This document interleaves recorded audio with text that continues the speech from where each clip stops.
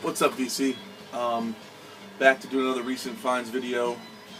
Well, these actually aren't recent. About 2 months ago, I went to a record fair, and I've been going through my LPs and sorting them out and just getting them all organized. And I saw this stack that was all together, so I figured, hey, why not show them?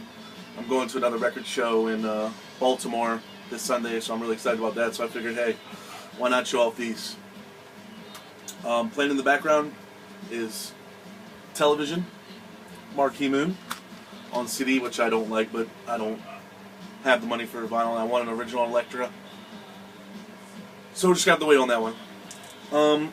Got a nice, gigantic stack to show you of mostly stuff I got at the record show, a couple internet buys from Discogs and stuff like that, but yeah, let's get into it. The first one is Tim Buckley. Hello and Goodbye. I've had my eye on this record for a while, and I've just recently pulled the trigger. This is a German pressing on Elektra. This was really good. This was like I don't know, like psychedelic folk rock at times, like light psychedelic folk rock with a like light psychedelic folk with a little rock. Political as hell, which is to be expected from that time period in that genre of music. The next one is a huge grail that I recently also got off the internet. I've been looking at this for this for a while. I really want a UK island pressing or an Antilles American, but they just go for a ton of money right now, and I just don't really want to pay that. So I found the Simply Vinyl issue of Nick Drake's Writer Later. Yeah, this is so good. This album is just British folk to its core. Just you can just hear the pain in this man's voice, and it's no wonder, you know, that he unfortunately, you know, committed suicide, because he was a genius and gone way too soon. Way too soon. So yeah, this is absolutely fantastic. This is a huge grail for me, and I'm so glad I got it. The next one I actually picked up from Mark Dr. Deadwax. I've been looking for this for a while, and he got it for me. This is Diodato and Airto in concert on CTI. There's the label right there. And this is just killer shit. I mean, Airto Moreira is just an absolutely brilliant Brazilian percussionist and did play the drums. And I mean, what can you say about Diodato? You can't go wrong with Diodato. The next record I also picked up was from Dr. Deadwax. He actually gifted this to me, so thank you, Mark. Thank you very much. I appreciate this. I was missing this one from my Gentle Giant, you know, discography, and it was Gentle Giant, The Missing Piece. This was a good record. I didn't like it as much as like Octopus or like their live album, but it was good. Actually, my favorite tracks were the first one on each side, which was weird. And I started off on side 2. I just felt like hearing it backwards, and it's a good record. It's a good record. Yeah, I like this. The next one I actually haven't listened to, but I also got this from Dr. Deadwax, is the Jeff Lorber Fusion Soft Space. And it's on Inner City. There's the label. This is probably going to be killer fusion, obviously. It's guest artists Chick Corea and Joe Farrell. So, you know, it's going to be some good shit on here. So I'm actually going to probably spin this later. Looking forward to that. This record I found for $4 at this record fair. And I literally had to hold back that oh shit feeling, like I've been looking for this for a long time, and I just had to play it cool. It was actually scratched, so I ended up buying a mint copy and selling the other one, but it's Kenny Wheeler, New High. It's got Keith Jarrett on piano, Dave Holland on bass, Jack DeJohnette on drums. This record is a 10 on ECM. This is a 10. This is the fidelity the clarity of the instruments is just brilliant. Dave Holland and Jack DeJohnette's, you know, interaction between each other and playing off each other is just freaking incredible. And Jack DeJohnette is an absolute master of his craft. I mean, his right hand does things while the independence of his right hand from the rest of his body is absolutely ridiculous, and it's just a thing to behold. And this record is a 10. This is such a beautiful record. So much intensity, yet so much like controlled intensity. It's just ridiculous. And that's what you get when you get DeJohnette on drums. The next one I found is a pretty decent copy of Blood Rock 2 on Capitol,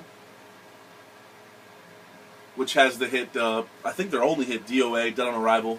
It has the ambulance in the background, and this is just really good. I also like the song Children's Heritage, and it talks about how like they're not gonna let their kids listen to the same music that their parents made them listen to. They're gonna listen to cool music and shit. And that's how I feel. Like, I want my kids to like enjoy my records and like jazz and like fusion and like classic rock. I don't want them to listen to fucking like Justin Bieber or Miley Cyrus or some stupid shit like that. So that track really resonated with me. That was a great find. The next one I had been looking for a long time as well, and I was really happy to find this. I was really lucky. It's the Allman Brothers Band first record, self-titled. And I mean, this is a killer record. I've had this digitally for a long time. This is a repress on Polydor. It's originally on Capricorn. I mean, Black Hearted Woman, such a good tune. I mean, Trouble No More, which is a Muddy Waters tune, is one of my favorite. And of course, Whipping Post. And 9/8, can't go wrong. The next one I picked up was from a guy who was actually an asshole, and he's lucky I really needed this album because I really didn't want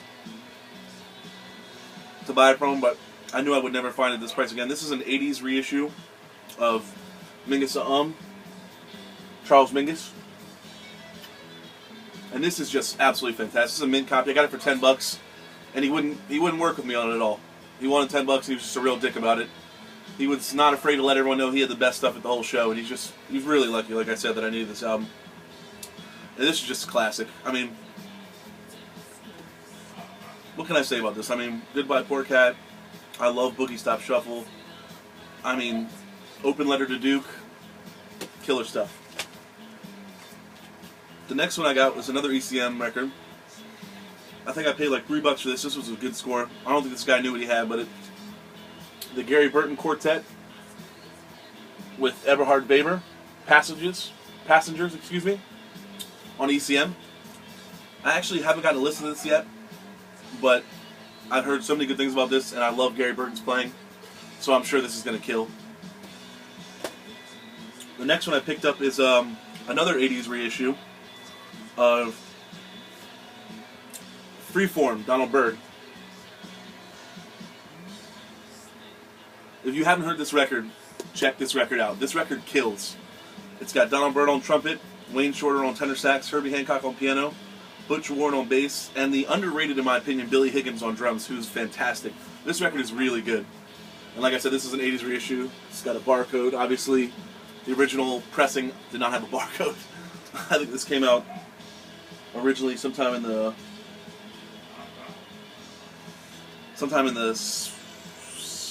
I'm not sure. And also, this is a direct metal mastering, which is awesome. So yeah, I was really excited for that. I think I paid $10 for this.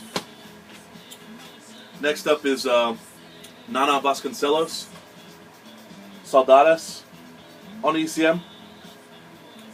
This was really good. This is a really relaxing record. Nana Vasconcelos is a great. He's like a percussionist that plays a lot of different kind of percussion and instruments and the like. A lot of like Brazilian instruments. He's very, very good. This is like a really like almost tribal. It's just really, really relaxing. And if you throw this on, if you're having a tough day, you come home from work, it's gone, man. All your worries are gone. This is killer. This I picked up from a guy who had probably the least amount of records there. He had like a quarter of one table and like 2 or 3 boxes, but he might have had the best shit. This is a German ECM pressing of Donald Byrd's Blackbird. This is like a soul jazz funk masterpiece. This record kills. This is such a good record. I mean, I think he wanted $4 for this, and I didn't hesitate. I just grabbed it. This is so good. I'm so happy to have this, especially a German pressing. I find that in ECM, a lot of times the German pressings sound better. For whatever reason, I guess you'd have to ask Dr. Deadwax because I'm not sure. The next one I picked up was actually a recommendation from Dave, my man Dave, Fatback Funk. This is Ronald Shannon Jackson and the Decoding Society's Barbecue Dog. And this is on Antilles. Let's see if I can. This is a killer piece. Got the original inner sleeve.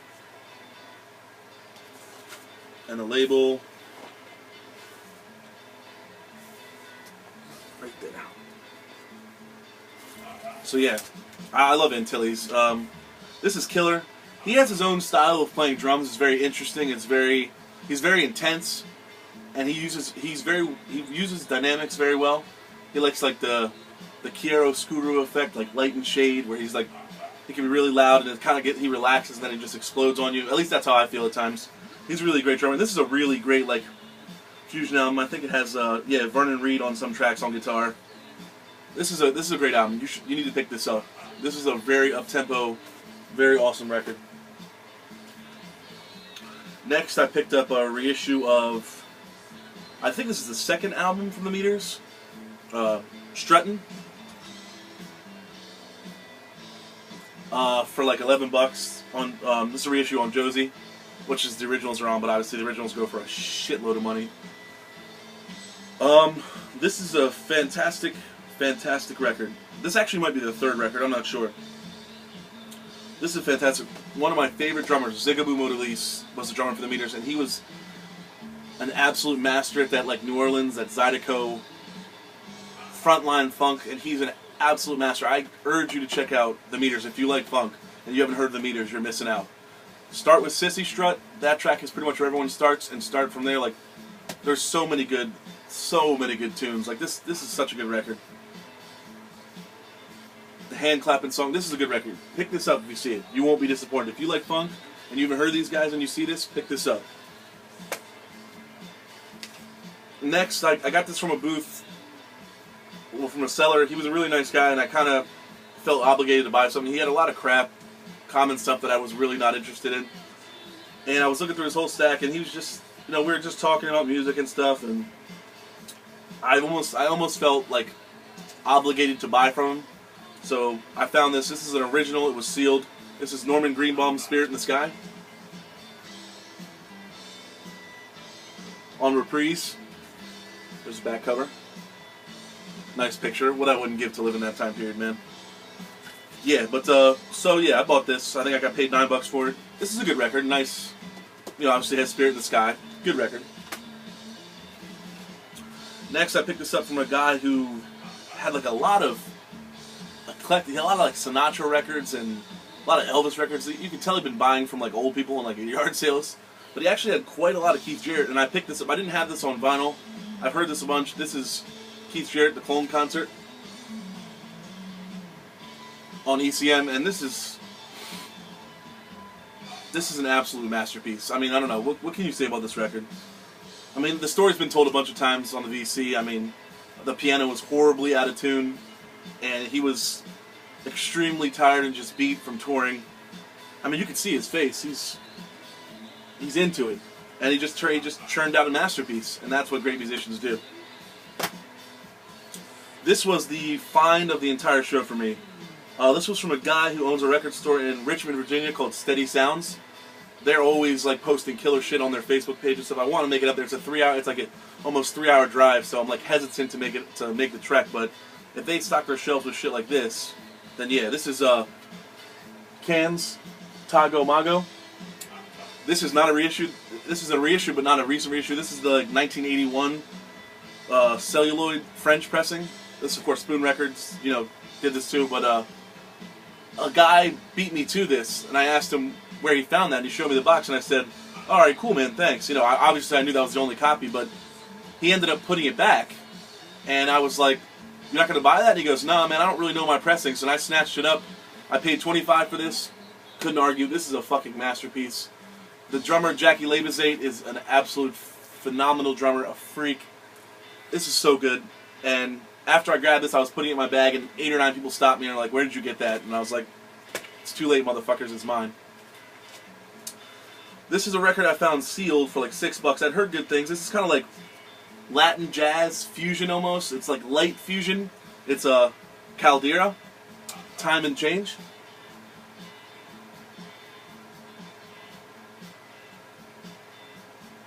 And this features Alex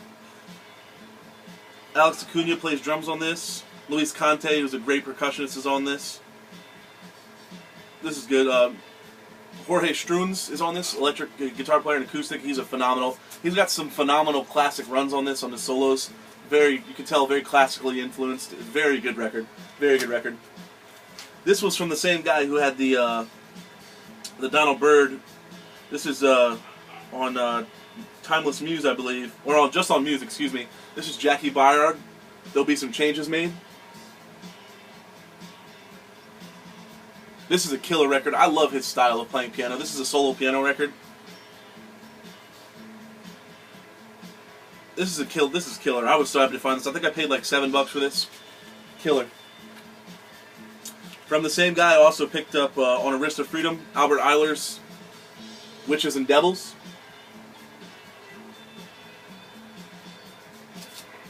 And it's a promo copy. I don't know if you can see that. But this has